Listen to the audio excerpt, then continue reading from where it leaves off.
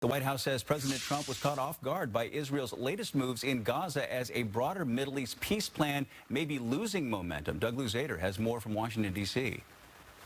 The White House says President Trump is still standing shoulder to shoulder with Israeli Prime Minister Benjamin Netanyahu, but there may be some emerging daylight between them. The death toll in Gaza climbs as Israel expands its operations.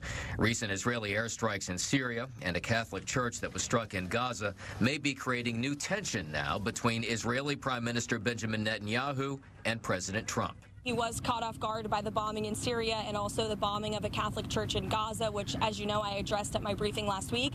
And in both accounts, the president quickly called the prime minister to rectify those situations. The president has long backed a broader peace deal in the Middle East, including an effort to shut down Iran's nuclear program.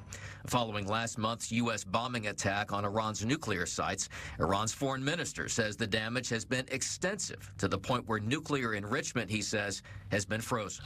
It is now stopped because, yes, damages are serious. And while President Trump acknowledged that admission, much remains unknown. What we need is for inspectors to get back on the ground in Iran and conduct an additional battle damage assessment on top of what we're doing in the intelligence community. And Iran says negotiations are possible, but there are some clear lines. But obviously, we cannot give up our enrichment because it is an achievement of our own scientists. And now, more than that, it is a question of national pride.